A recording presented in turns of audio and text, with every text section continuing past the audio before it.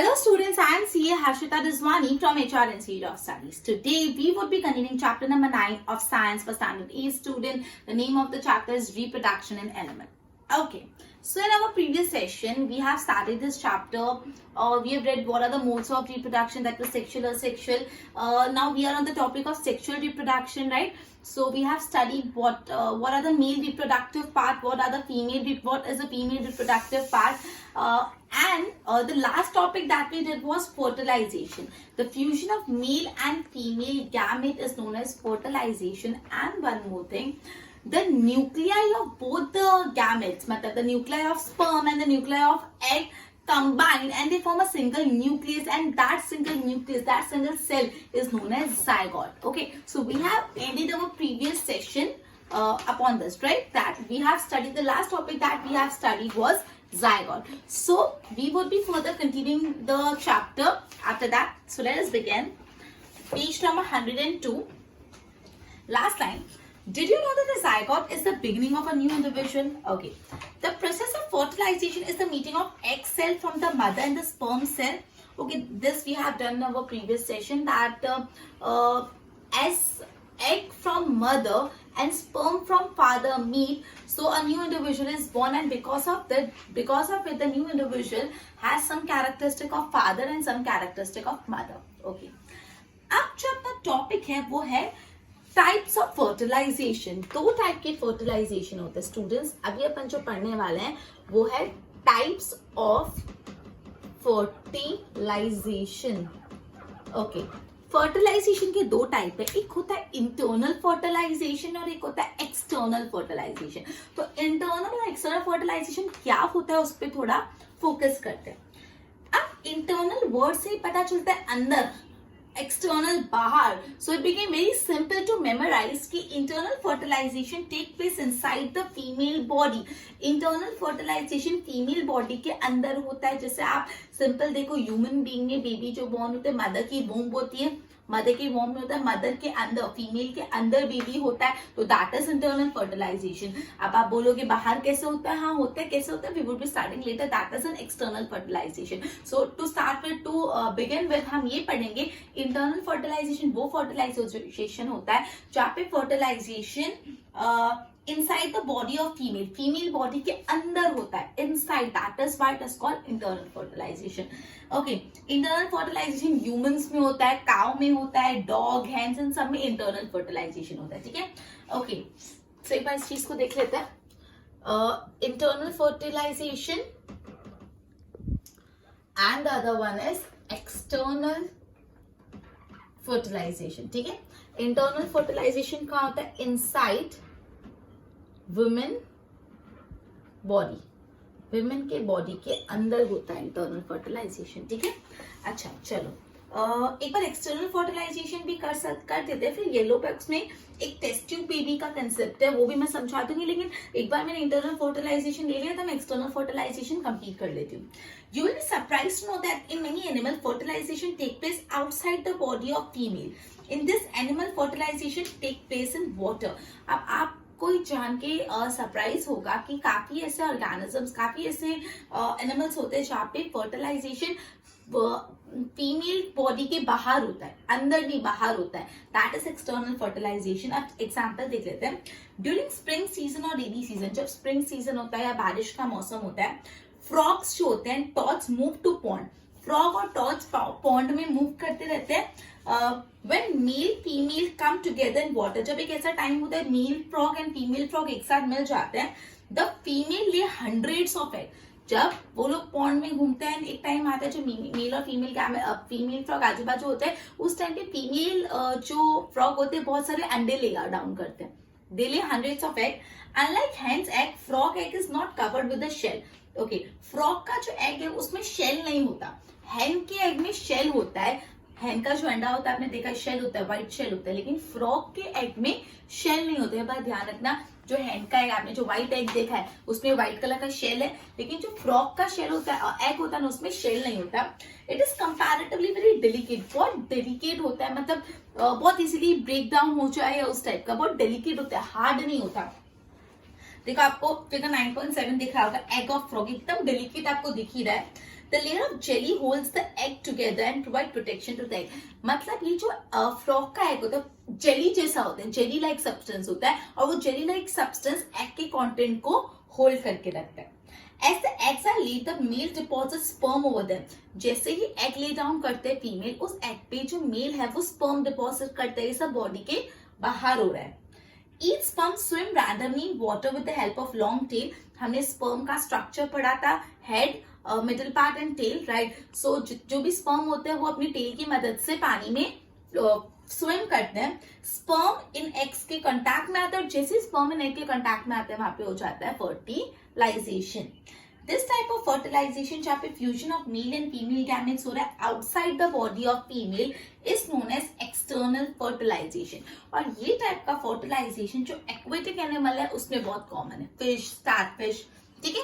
सो एक और बार मैं आपको एक्सटर्नल फर्टिलाइजेशन फ्रॉग के एग्जांपल के तो समझा देती हूँ। सबसे पहले एक्सटर्नल फर्टिलाइजेशन मतलब जहाँ पे मेल और फीमेल गैमेट्स का जो फ्यूजन हो रहा है, मतलब जो फर्टिलाइजेशन हो रहा है वो outside the body of the female body के बाहर हो रहा है। एग्जाम्पल जो फ्रॉग होते हैं, मेल फ्रॉग, फीमेल फ्रॉग पानी में मस्त स्विम करे पॉन्ड में, female frog thousands of egg lay down करती है। मेल फ्रॉग स्पर्म रिलीज करते हैं, स्पर्म अपनी टेल की मदद से स्विम करते करते जब फीमेल एग के कांटेक्ट में आ जाते तो वहां पे हो जाता है फर्टिलाइजेशन। यहाँ पे फर्टिलाइजेशन बॉडी के अंदर नहीं हुआ, that is what is called external fertilisation. जो फ्रॉग का एग होता है बहुत डेलिकेट होता है, जेली जैसा सब्सटेंस होता है, कोई शेल नहीं होता बाहर, ठीक है। तो एक्सटर्नल फर्टिलाइजेशन कहाँ होता है? Outside women's body. Okay, just a minute. Okay, चलो अब इसी का एक सवाल है बूजू का, बूजू का सवाल देख लेते हैं।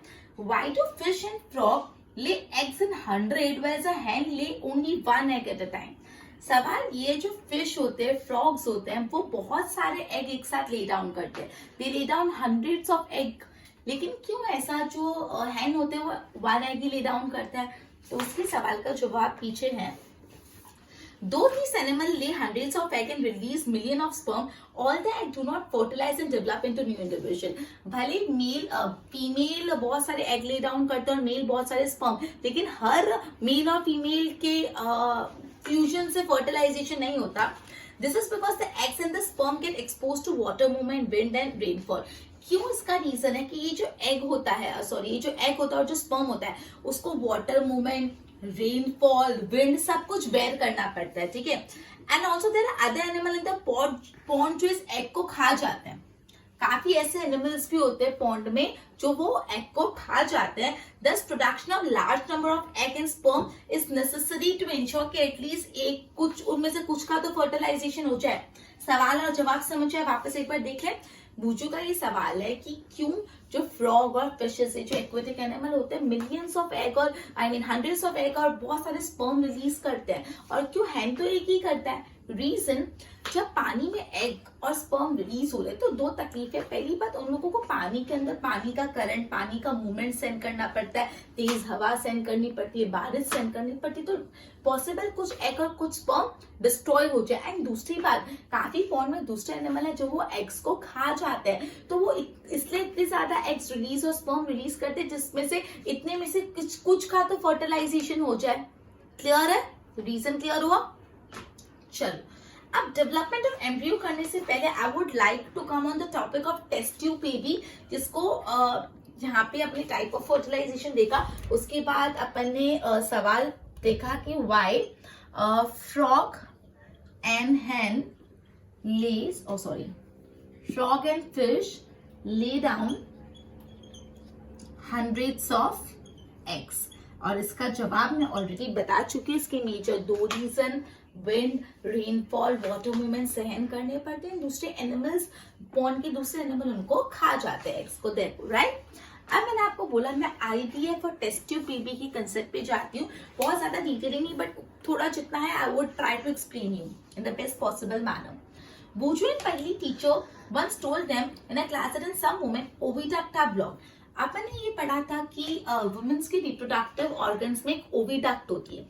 ओविडक्ट एक ट्यूब जैसा, वो ऐसा कनेक्ट करते हैं ओवरीज को, याद है? ओविडक्ट होती है। जिसको फैलोपियन ट्यूब भी बोलते हैं, रिमेम्बर। तो कुछ कुछ वुमेन्स की ओविडक्ट ब्लॉक होती है, उधर ब्लॉकेज होता है, ठीक है। ब्लॉक, अगर एक ट्यूब ब्लॉक है तो ऑब्वियस, एक आपको पानी का पाइप दिया हुआ है, उसमें कोई ब्लॉकेज है तो पानी नहीं जाएगा, राइट।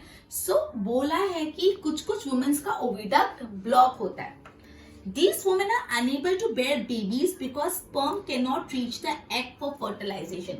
अब प्रॉब्लम यहाँ पे ये होती है कि जो वुमेन्स होती है जिनका ओविडक्ट ब्लॉक होता है, तो उनको बेबी नहीं हो पाता। रीजन, क्योंकि जो स्पर्म होता है वो एग को मिलता ही नहीं है, क्योंकि जिस ट्यूब से वो पास होने वाला है, जो ओविडक्ट है वही ब्लॉक है, तो जो स्पर्म है वो एग तक पहुंच नहीं पाता। और अगर स्पर्म और एग का फ्यूजन नहीं होगा तो फर्टिलाइजेशन कैसे होगा, राइट। ओके, अब इस केस में doctors collect tasty release egg and sperm and keep them together few hours for IVF और in vitro fertilization outside the body। इस केस में जो वुमेन्स के फ्रेशली रिलीज एग्स होते हैं और जो मेल के स्पर्म होते हैं वो कलेक्ट किए जाते हैं, थोड़े आसपास को IVF that is in vitro fertilisation करा जाता है, जो बॉडी के बाहर होता है, वो बॉडी के अंदर नहीं होता। वही स्पर्म और एग्स का फ्यूजन हो रहा है, लेकिन बॉडी के अंदर नहीं। बॉडी के अंदर इसलिए नहीं हो रहा है बिकॉज फैलोपियन ट्यूब ब्लॉक्ड है, इसलिए स्पर्म एग तक पहुंच नहीं पा रहे, तो दोनों के इंडिविजुअली कलेक्ट करके बाहर उनका फर्टिलाइजेशन किया जाता है। In case of fertilization occur, zygote is allowed to develop about. In case fertilization occur, the zygote is allowed to develop for about a week and then it is placed for the mother's uterus. अब suppose fertilization बाहर हो गया, तो मैंने आपको बताया था सबसे पहले जो सिंगल सेल बनता है वो जायगोट होता है, राइट। तो अगर बाहर बन गया, तो ये जो जायगोट बन गया, तो वो जायगोट को एक वीक तक बाहर रखते हैं। उसके बाद ये पूरे के पूरे जायगोट को वुमेन के यूटेरस में डाल देते हैं। वुमेन के यूटेरस में डाल दिया, अब तो नॉर्मल केस हो गया। वैसे भी जब फ्यूजन होता, अगर नेचुरली अगर ओविडक्ट ब्लॉक नहीं होता तो भी यूटेरस में जायगोट आता। अभी बाहर जायगोट डेवलप हुआ, एक वीक के लिए रखा और वो जायगोट को यूटेरस में डाल दिया वुमेन्स के, ठीक है। Complete development take place uterus में होता है, लाइक एनी अदर बेबी, फिर नॉर्मल हो जाता है वो। Babies born through this technique, जो इस टेक्निक से बोर्न होते हैं उनको टेस्ट ट्यूब बेबीज बोला जाता है, ठीक है। And this term is actually misleading because babies can not grow in test tube. काफी बार ऐसा होता है टेस्ट ट्यूब बेबी, तो लोगों को लगता है टेस्ट ट्यूब के अंदर baby, and that's quite not possible. Test tube baby मतलब क्या होता है, आईवीएफ के थ्रू जो होते हैं। आईवीएफ का फुल फॉर्म है इन विट्रो फर्टिलाइजेशन, और ये होता क्या है मैंने आपको बता दिया। One more time for more clear understanding, जब वुमेन्स का ओविडक्ट या फैलोपियन ट्यूब ब्लॉक होता है, ब्लॉकेज हो जाने से क्या होता है, अगर कोई ट्यूब है उसमें ब्लॉक आ गया तो पानी, एक ट्यूब में से आपको पानी फ्लो करना है, बीच में ब्लॉकेज है तो पानी नहीं जाएगा। उसी तरह जो ओविडक्ट होता है वो ब्लॉक होता है, इस वजह से जो स्पर्म है वो एग तक पहुंच नहीं पाते बिकॉज बीच का रास्ता ब्लॉक है। इस केस में क्या किया जाता है, जो वुमेन्स के फ्रेशली रिलीज एग्स होते हैं और जो मेल के स्पर्म होते हैं उनको बाहर कलेक्ट किया जाता है और बॉडी के बाहर उनका लेबोरेटरी में पूरा फर्टिलाइजेशन होता है। और अगर फर्टिलाइजेशन हो गया तो जायगोट डेवलप होता है। एक वीक तक जायगोट को बाहर रखते हैं, फिर उसको वुमेन के यूटेरस में डाल देते हैं। एक बार वुमेन के यूटेरस में आ गया फिर तो वो सिंपल वही टेक्निक है जैसे नॉर्मल होता है, ठीक है। और इस टाइप के बेबीज, इस तरीके से जो आईवीएफ से बेबीज होते हैं उनको टेस्ट ट्यूब बेबीज बोला जाता है। टेस्ट ट्यूब बेबी मतलब टेस्ट ट्यूब के अंदर नहीं, ठीक है। सो अपन ने एक और कंसेप्ट पढ़ा आईवीएफ का, इन विट्रो फर्टिलाइजेशन, ठीक है। आगे बढ़ते हैं। अब है जायगोट के बाद वाला स्टेप। अपन जायगोट पहुंच गए, उसके बाद अपन ने internal fertilisation, external fertilisation, IVF के बारे में थोड़ा बहुत समझा। अब जायगोट बनने के बाद एम्ब्रियो बनता है, वो कैसे बनता है वो देखते हैं। Okay, fertilisation result in the formation of zygote which begin to develop into embryo. अब जायगोट धीरे धीरे बड़ा होते होते बन जाता है एम्ब्रियो। क्या बनता है, पहले जायगोट होता है, जायगोट एक सिंगल सेल होता है, फिर वो मल्टीप्लाई होते होते बड़ा होता जाता है और बन जाता है पूरा एम्ब्रियो, ठीक है। मतलब एम्ब्रियो जायगोट के बाद का स्टेप है। Zygote divide repeatedly to give rise to a ball of cell. The cell then begin to form groups that develop into different tissues and organ of body.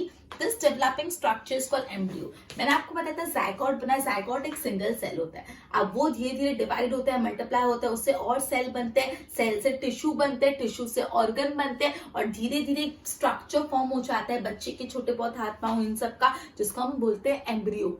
समझ आ रहा है? जायगोट में अभी तक कोई स्ट्रक्चर नहीं बना, उसमें कोई टिश्यू विश्यू कुछ नहीं, ऑर्गन नहीं, बट जायगोट जिसे डिवाइड होता है, सेल्स बढ़ते जाते हैं, अपना ग्रुप बनाते हैं, टिश्यू बनता है, टिश्यू से ऑर्गन बनता है, तो एक बेबी का स्ट्रक्चर बन जाता है जिसको बोलते हैं एम्ब्रियो। क्लियर हो गया इतना?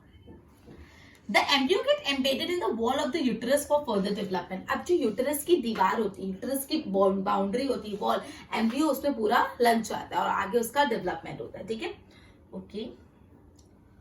अगली, the embryo continue to develop in the uterus. Embryo uterus में डेवलप होता है, धीरे धीरे उसके हाथ आते हैं, पाँव आते हैं, आंखें आती है, ईयर्स आता है। ठीक है, okay, the stage for the embryo in which all the body parts can be identified. अब धीरे धीरे ऐसा स्टेज आता है कि उस एम्ब्रियो के हाथ, पाँव, मुंह सब कुछ आ गया, वो आइडेंटिफाई कर पाते हैं, वो स्टेज को बोलते हैं फोटस। अब प्रॉब्लम क्या होता है, आप जायगोट, एम्ब्रियो, फोटस को मिक्स कर देते हो, लेकिन ये तीनों बहुत डिफरेंट चीज है। When the development of fetus is complete, mother gives birth to baby, वो फाइनली बेबी इस दुनिया में आएगा। वापस एक बार तीनों का डिफरेंस बता देती हूँ।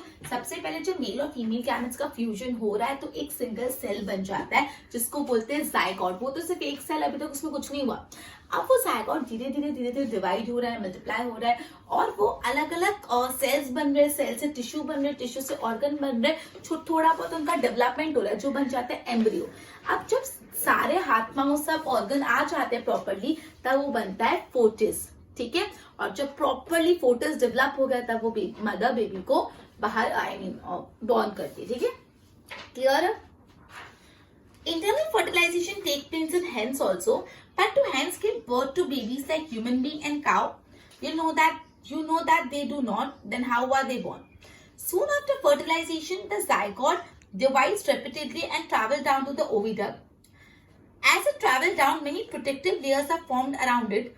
The hard shell that you see in the hen egg is one such layer. अब ये ना अपना ह्यूमन बीइंग वाला करते हैं, हम hen पे, तो ह्यूमन बीइंग को रिवाइज कर लेते हैं। मेन फीमेल गैमेट फ्यूजन हुआ, ठीक है, फ्यूजन हुआ। फ्यूजन कैसे हो रहा है? स्पर्म और एग के फ्यूजन से, उसको बोलते हैं फर्टिलाइजेशन। जायगोट डेवलप हुआ, सिंगल सेल, वो डिवाइड हो रहा है, एम्ब्रियो हो रही है, छोटे बहुत हाथ पांव आ रहे हैं। जब पूरे हाथ पांव आ जाता है, पूरे ऑर्गन्स आ जाते हैं, फोइटस, और फोइटस से फिर आ जाता है बेबी। अब यहाँ पे हेन्स का देख लेते हैं क्या बोला है। जैसे हेन्स में फर्टिलाइजेशन होता है तो वहां पे भी जायगोट बनता है, जायगोट डिवाइड होता जाता है, वो जायगोट और ओविडक्ट से ट्रैवल करता है, नीचे आता जाता है। जैसे ही वो नीचे ट्रैवल करता है तो उसके आजू बाजू बहुत ज्यादा लेयर्स बनती जाती है।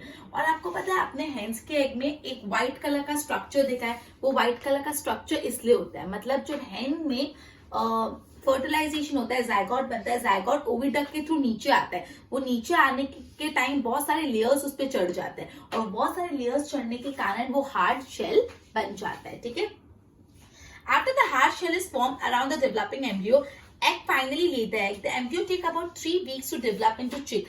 एम्ब्रियो को चिक में कन्वर्ट होने में 3 weeks लगते हैं। You must have seen the hen sitting on the egg to provide sufficient warmth. आपने देखा होगा काफी hen अंडों पे बैठती है जिससे उनको गर्माहट मिले, जिससे वो चिक बन पाए। Did you know the development of chick take place inside the egg shell during the period? After the chick is completely developed, वो अंडा फट जाता है and egg shell तोड़ के चिक बाहर आता है। In animal which undergo external fertilization, development of embryo take place outside the body. अब जहाँ पे external fertilization है, जहाँ पे embryo बाहर बन रहा है, वहाँ पे embryo का development होगा। The embryo continue to grow within the egg covering. After embryo develop, the egg hatches. You must have seen numerous tadpoles swimming in steam. ठीक है, तो जब एक्सटर्नल फर्टिलाइजेशन होता है तो बॉडी के बाहर एम्ब्रियो डेवलप होता है और अपने आजू बाजू शेल बनाता है। ओके, तो ये हमने बहुत क्लियरली पूरा फर्टिलाइजेशन क्या होता है, कौन से टाइप के होते हैं, जायगोट कैसे बनता है, एम्ब्रियो कैसे बनता है, फोटस कैसे बनता है, हेन्स में कैसा होता है, फ्रॉग्स में कैसा होता है, सब पढ़ लिया। अब जो नेक्स्ट टॉपिक अपना आज के पढ़ाई का है, just give me a minute. Okay, so एक टॉपिक है विवापरस एंड ओविपरस एनिमल, जो काफी इंपॉर्टेंट है, right? Viviparous and oviparous animal. Okay, we have learned that some animals give birth to young one while some animals lay egg which later develop into young one. कुछ animals होते हैं जो young one को birth देते हैं, कुछ animals होते हैं जो अंडा पैदा करते हैं, अंडे से यंग वन निकलता है। अब ह्यूमन बीइंग क्या करते हैं? अंडा निकलता है ह्यूमन बीइंग से? नहीं ना, डायरेक्ट यंग वंस निकलते हैं। और जैसे आपने हैन देखा, हैन अंडा देता है, अंडे से यंग वन निकलते हैं। तो जो animal give birth to young one उसको विवापरस बोलते हैं। जो एनिमल अपने यंग वन को बॉर्न करते हैं उसको विवापरस बोलते हैं, और जो एनिमल अंडे देते हैं उनको ओविपरस बोलते हैं। ठीक है, तो ये बहुत इंपॉर्टेंट है, viviparous and oviparous. Just give me a minute. इसको बहुत ध्यान से सुनने का। विवापेरस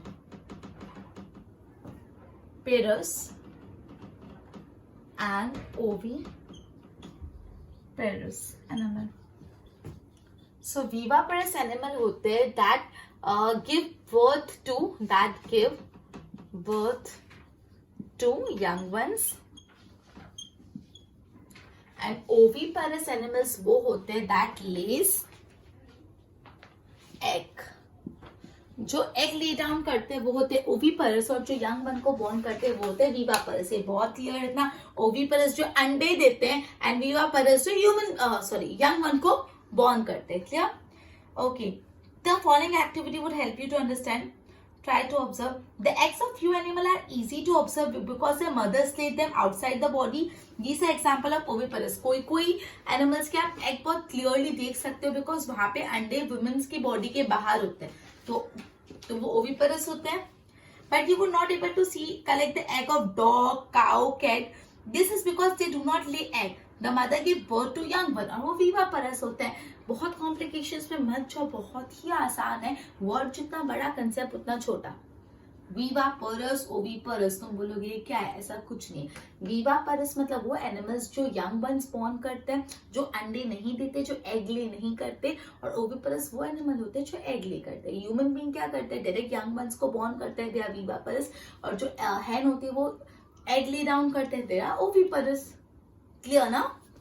ओके, सो अब अपना यहाँ पे दो टॉपिक खाली बाकी है कि जो फ्रॉग के यंग वंस होते हैं उससे वो अडल्ट कैसे बनते हैं, और असेक्सुअल रिप्रोडक्शन। तो ये तो जो टॉपिक है हम नेक्स्ट सेशन में करेंगे। आज अपन ने क्या क्या किया? आज अपन ने इंटरनल फर्टिलाइजेशन, एक्सटर्नल फर्टिलाइजेशन समझा। उसके बाद अपन ने बूजू को एक सवाल का जवाब दिया कि क्यों फ्रॉग और फिशेस ज्यादा एग्स ले डाउन करते हैं और हेंस कम करती है। आईवीएफ क्या होता है वो पढ़ा।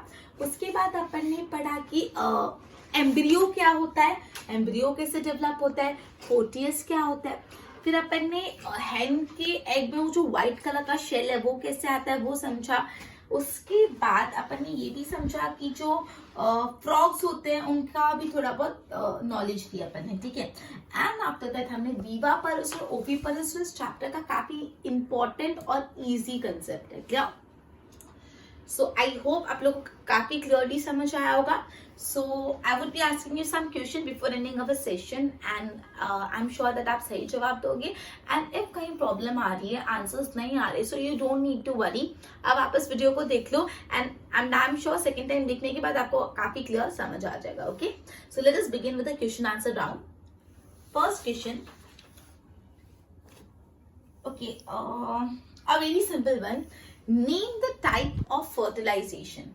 Name the type of fertilization. And your time ends in 3, 2, 1. It is internal fertilization and external fertilization. Name the type of reproduction. Name the type of reproduction. And your time ends in 3, 2, 1. It is sexual reproduction, asexual। देखो दोनों को mix मत करना। Reproduction के दो प्रकार पूछे तो सेक्सुअल, असेक्सुअल, और फर्टिलाइजेशन के दो प्रकार पूछे तो it is internal and external. Next question, what is the full form of IVF? IVF, and your time ends in 3, 2, 1. It is in vitro fertilization, right? Next, okay.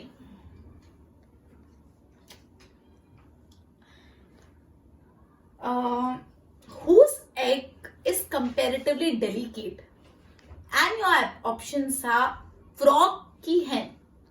Whose eggs are comparatively delicate? And your time ends in and your options are hens की frog. And your time ends in 3, 2, 1. It is frog. hen का egg तो outer covering होती है ना white colour की, मैंने बताया frog के अंग बहुत एकदम जेली जैसे होते हैं, बहुत सॉफ्ट होते हैं। ठीक है, good.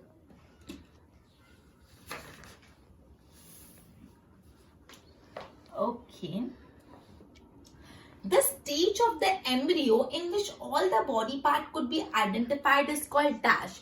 A stage of the embryo where all the body part could be identified is called dash. And your time ends in 3, 2, 1. It is 4 years. Good. And last one. The animal which give birth to young ones are called dash. The animal that give birth to young ones are called dash. And your time ends in 3, 2, 1. It is viviparous. So very well done student. I hope आपने सब answers correct दिए होंगे without a doubt. Very good. So in our next session we would complete this chapter. So what you have to do is आपको इस video को अच्छे से सुनना है, notes बनाने हैं. Okay. So we will be completing this chapter in next session. Till then, goodbye.